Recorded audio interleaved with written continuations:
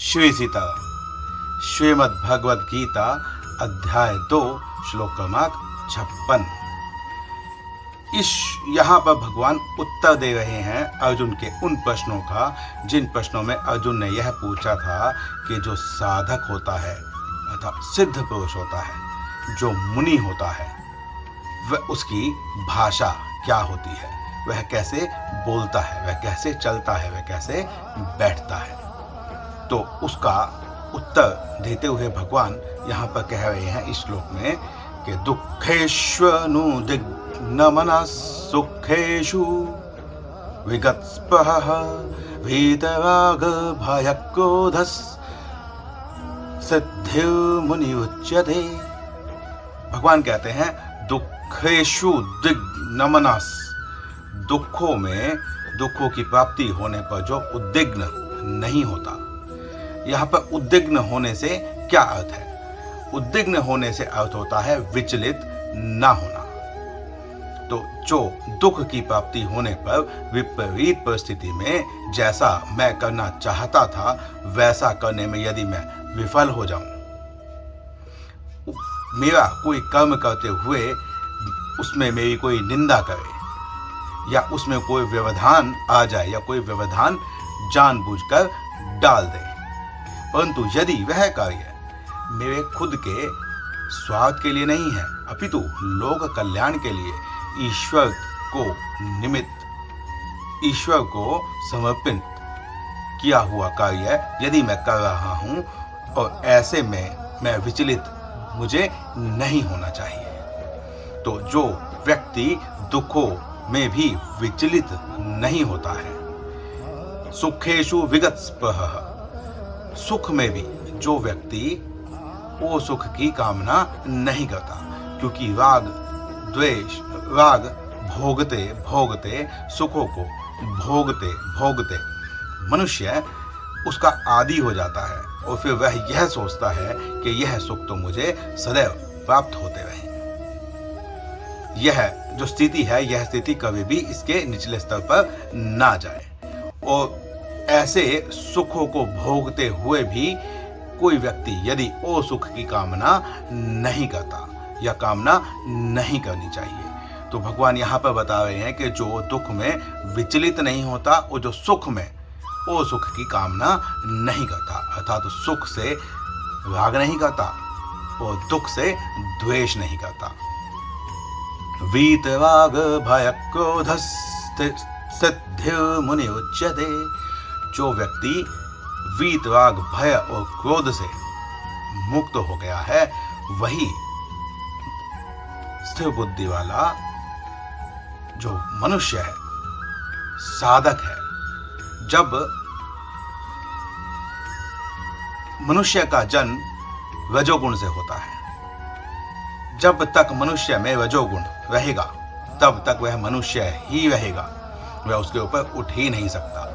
जब वह उस रजोगुण से धीरे धीरे ऊपर उठना शुरू करता है, सत्व गुण की तरफ जाता है, तब धीरे धीरे उसके जो राग हैं, जो द्वेष हैं, जो भय है, जो क्रोध है, वह छूटने लगते हैं।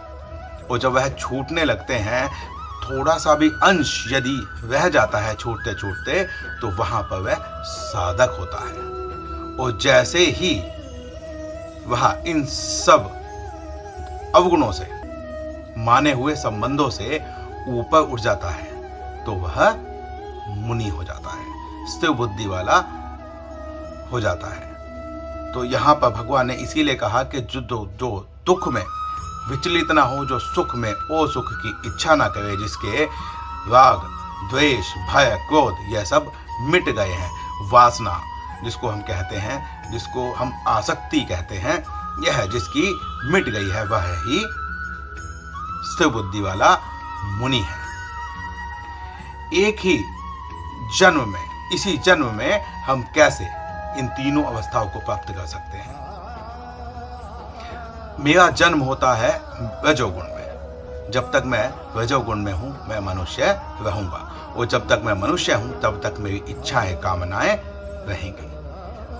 जब ये इच्छाएं और कामनाएं अनियंत्रित हो जाती हैं, जब मैं अच्छा बुरा सोचना बंद कर देता हूँ और किसी भी प्रकार से यदि सिर्फ मैं अपनी कामनाओं की पूर्ति करना चाहता हूँ तो मैं तमोगुण में चला जाता हूँ, जिसको मैं पशु भी कह सकता हूँ, क्योंकि मुझे सही और गलत का ध्यान ही नहीं रहेगा, मुझे धर्म अधर्म का पता ही नहीं होगा।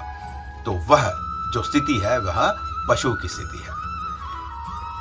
यदि मैं मनुष्य हूँ और मैं अपनी कामनाओं को नियंत्रित करता हूँ, मैं उनको सोचता हूँ कि यह अगर मैंने ऐसा किया तो ये समाज के कल्याण के लिए सही नहीं होगा, मैं यह सोचता हूँ कि यह जो कार्य मैं करूँगा इससे मेरी लोक में निंदा होगी, यह निंदनीय कार्य है। मैं कोई भी कर्म करते समय यह सोचता हूँ कि यह धर्म है या ये अधर्म है, इसका विचार करता हूँ। शास्त्रों के अनुसार जो बातें कही गई हैं उसको अपने आचरण में लाने का प्रयास करता हूँ, तो धीरे धीरे मैं अपने मनुष्यत्व को छोड़ता हुआ देवत्व की तरफ बढ़ना शुरू करता हूँ। और जब मैं देवत्व में स्थित होता हूँ तो मैं साधक होता हूँ। और जब मैं उस सत्व गुण को भी छोड़ देता हूँ, वो सत्व गुण भी जब मुझे बाधित नहीं करता है, तब मैं एक मुनि की स्थिति में चला जाता हूँ। तो वहाँ पर वो जो अवस्था है वह जब तक मृत्यु पर्यंत, जब तक मेरी मृत्यु नहीं होती है, परंतु मैं उस स्थिति में बना रहता हूँ जहाँ पर मेरी यह इस श्लोक में जो भगवान ने कहा वो स्थिति होती है, तो मैं जीते जी मोक्ष को प्राप्त करता हूँ। और जैसे ही मैं इस शरीर से छूटता हूँ, क्योंकि मेरा कोई कर्म बांधने वाला नहीं था, क्योंकि मैंने कोई ऐसा कर्म नहीं किया था जिससे मुझे दोबारा से जन्म लेना पड़े, मैं कर्मों के साथ में लिप्त नहीं था, मैंने जितने भी कर्म किए वो सब कर्म भगवान को समर्पित किए, मैंने जितने भी कर्म किए वो सब कर्म लोक कल्याण के लिए किए। तो जो स्थिर बुद्धि वाले मुनि की जो स्थिति होती है, उस स्थिति में मैं रहा तो मृत्यु के पश्चात मेरा पुनर्जन्म कभी नहीं होगा।